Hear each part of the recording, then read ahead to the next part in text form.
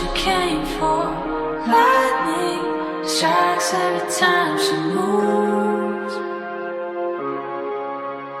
and everybody's watching her. Hi guys, so today I'm going to be doing moulding in my living room. For this project you're going to need a couple of things. So you're going to need your moulding, you're going to need some sort of adhesive, the nail gun instead, so I think either or is going to be absolutely fine, depends on your budget. This was 40 quid, you probably only need a couple cans of this, and this is like £2.50. You need to make sure that you're using some sort of primer. This stuff's expensive. This was the £20 can, there was a smaller one, much smaller, for 10. You need to caulk the areas around the wood. So where the wall meets the wood, you're gonna just naturally get some gaps. It's not gonna look as flush until you caulk it. So this stuff is really cheap. It's like £1 a bottle in most places, or roundabouts, and you just caulk the edges to give it a seamless finish. And then I think you're good to go after that. But anyway, let's get into it. And everybody's watching her, but she's looking at you.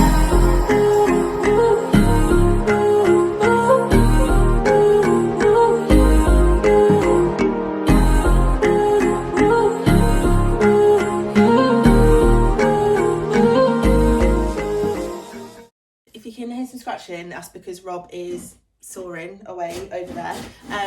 But we've managed to get both of the Dado rails up, 1 and 2. We've just marked all the corners where we're gonna, which are gonna be the corners of our frame. So at the minute, Rob's cutting all of the wood so that they're 45-degree angles, so that when they come to meet in the middle, they create this perfect frame shape. We've got 2 pieces of wood, and bear in mind the shape of them. So it's thicker at the top than it is at the bottom. So you need to bear that in mind when you're cutting them, to make sure you're cutting the right sides, else they won't match up properly. But that's what happens. So it creates a 45-degree angle for them, and then they match up like that, and it creates your frame. Then what we're going to do is nail gun these into the wall, because I don't think we need the glue for these. They're super thin, so they'll nail on so easily. This is the Mitre block. Basically what it does is it's got some angles on here. If you can see, 45 degrees is the one we're going to use because we're creating corners. And you measure the length of the wood that you need to cut, and you just go in with a saw, keeping the wood in place as much as you can. There we go.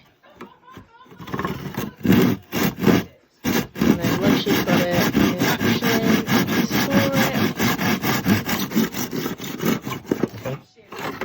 And then you've got your piece of wood, and you've got your 45 degree angle on the corner.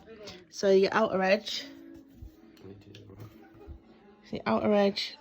looks like that. So that when you come to put it on the wall, it looks like that. Perfect. Everybody's watching her, but she's looking at you.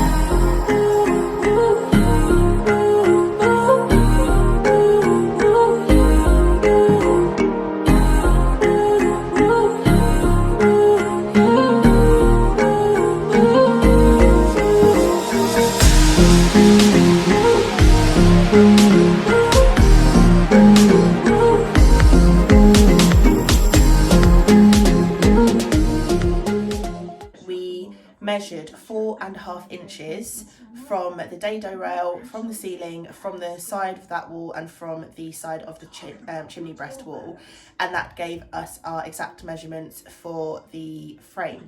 So mark off all of those. We created cross sections where 4.5 inches met at each corner, measured the length of one of the bits of wood, well, for all of them, and don't just think they're all going to be the same, because they're not. This is a new build house, and the measurements were slightly off again, even from top to bottom. So make sure you measure all of them individually and mark them all individually on a piece of paper. What I tend to do when I do projects like this, especially when they're quite big and they require a little bit of more of a thought process rather than just winging it, I tend to draw them out. So this was the drawing that we did when we made the TV chimney breast, and we just wrote all the measurements out there. It just means that you don't get anything wrong, and you can literally like mentally calculate if everything adds up and makes sense.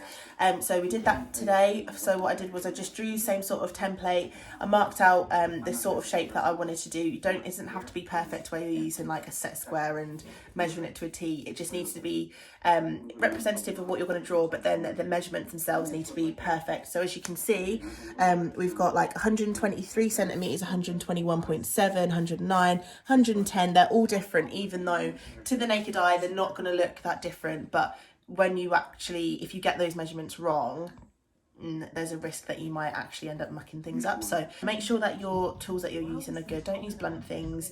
You make your life harder. Use good tools. If you have to invest a little bit more, just do it. One thing to note is when you pierce through a bit of the wood with the nail gun, say for example you went through there, the nail gun obviously goes through, it creates a little bit of a crater where the nail's gone through, and you need to fill that, because if you go over it with a paint, it's just going to show. Wood filler or some poly filler, it's going to be very minimal. You just fill the little holes, so there'll probably be about 10 across each piece of wood. Just literally dot them in and then sand them down, let them dry, and then we're going to prime the wood with the paint that I showed you earlier, leave that overnight to dry, and then paint it, and it's going to be that simple.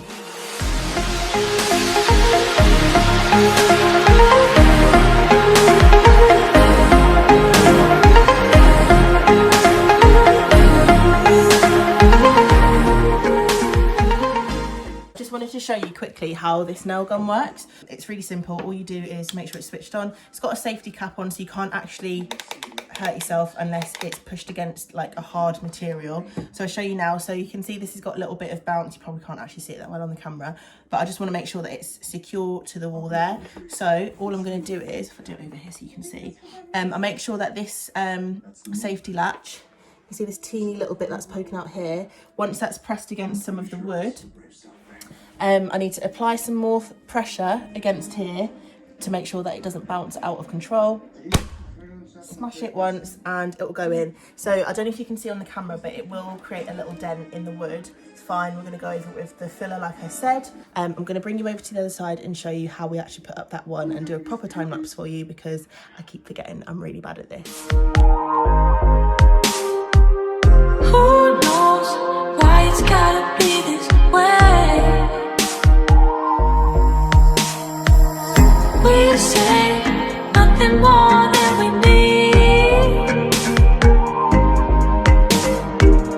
I say you're. Morning everyone. So it's the next day. Last night I did manage to fill the holes. I'll show you what I used. So we just used this, which is the Polycell Polyfiller, and it's the quick drying one, so it dries in like 5 minutes. Take some on your finger, swipe it over the hole, make sure that it's filled in, then get any excess off that you can. What you do need to do afterwards though, top tip, it does say it on the bottle but in very small writing, is to use some water afterwards. So once you've put it in, maybe about a minute afterwards, dip your finger in water and just swipe it over the top. I think the water helps to like almost emulsify it and make it a lot smoother to work with. So instead of it being like a tacky, sticky putty that you can't really manipulate, the water adds lubricant so that you can kind of swipe over it and work it in better. That's just my thought process. Anyway, it made it easier to work with it. So do that if you do end up using that stuff. I'm going to just go over now with some fine sandpaper just to get off any of the lumps and bumps, to make sure that all of the moulding shapes are all the same as they should be. And then I'm going to prime. That needs to dry for 6 hours. So stupid, I didn't do it last night. I'm an idiot, because I could have woken up this morning and just caulked and then painted, but here we are.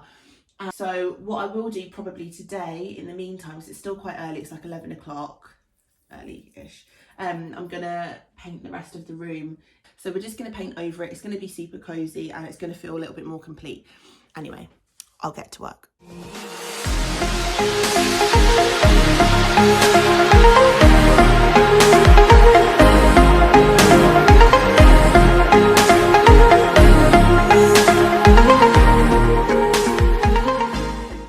Good morning everyone. Right, it is currently day 3 of the moulding / paneling exercise.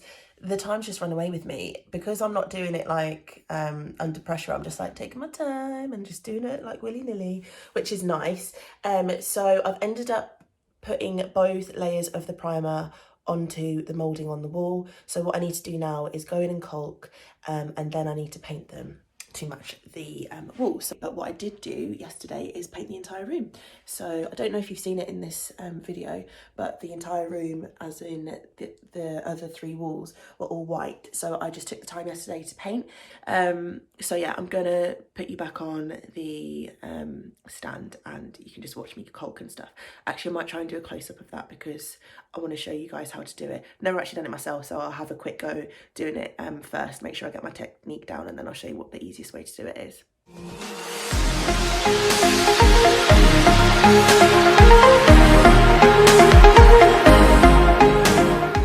Right guys, I'm going to try and do a close-up of how I've been doing the caulking. So I'm not going to lie, in the first like 20 minutes I was finding it really difficult, but I did manage to do the other side and I've picked up some little tricks along the way, so I'll just share them with you. So I'm just using this Caulk. It's just a cheap, I think it's a good brand, but it's just a cheap one. I think they all do the same thing essentially.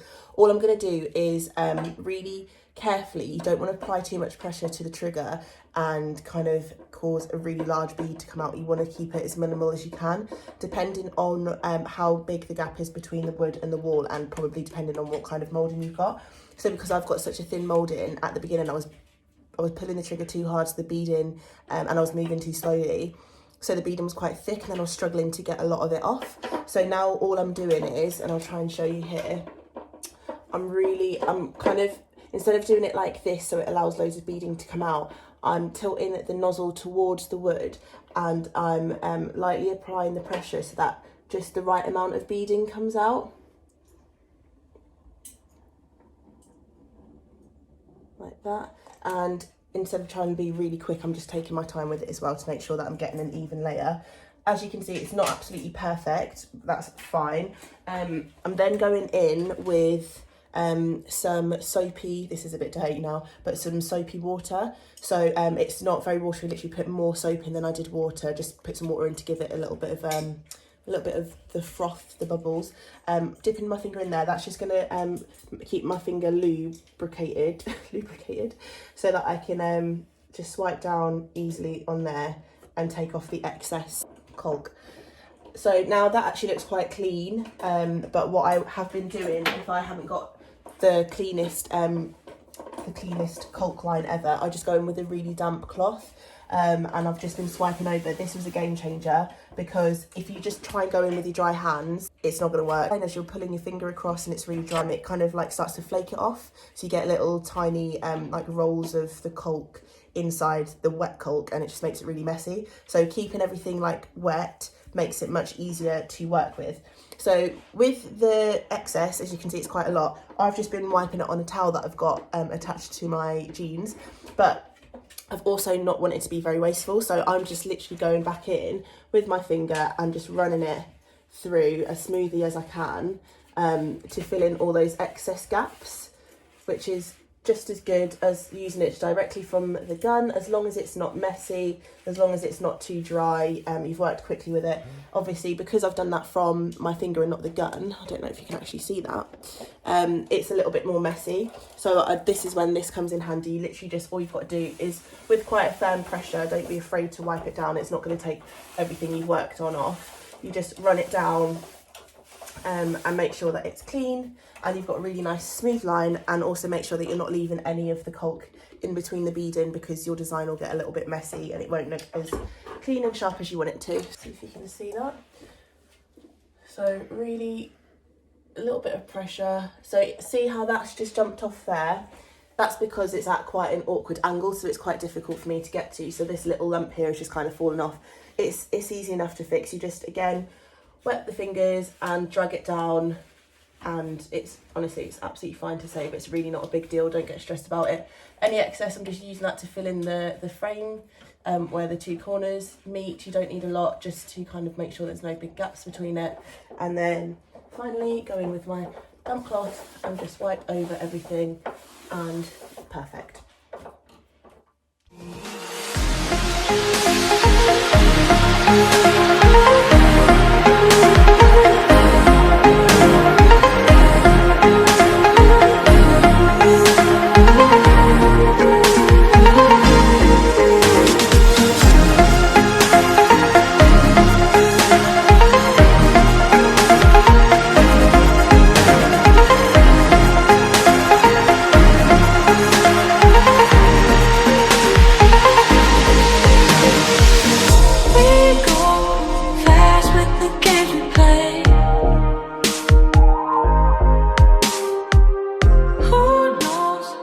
A few moments later. Hey guys, Future Shadow here. I apologise firstly because for some reason I did not film an outro for that video. I seem to remember that my camera broke or like it ran out of memory or something when I was filming the outro, because I had half an outro when I was editing the other day. So I thought I'd just capture some nice shots of it now, because it has progressed since I created that video, created that footage. So I just wanted to show you where we're at with it. It is currently obviously daytime, so this is it in the natural light. I think it is so gorgeous. We've just got a little console table here with some styling bits, along with a little occasional chair and a side table there. If I get up close and personal to the moulding, you should be able to see just how lovely it actually looks. It really just gives a classic and elegant style to the living room. I love it so much. I actually adore it, and I think it is the perfect addition to this living room. It's just really added something. I was thinking the other day I might paint it white just to help it pop a little bit more, but we'll have to wait and see. I do want to eventually continue it across the room, but I think we'll have to leave that for a little while. So this is 2-3 months on, still looks so good, and I just absolutely love it. I think it looks so gorgeous. Gorgeous, gorgeous panelling, really bougie, really classic. Helps the room just look a little bit more put together and not so vacant and blank. So anyway, yeah, there we go, guys. If you did like this video, please give it a thumbs up and subscribe, and I will see you in the next one. Thanks, guys. Bye.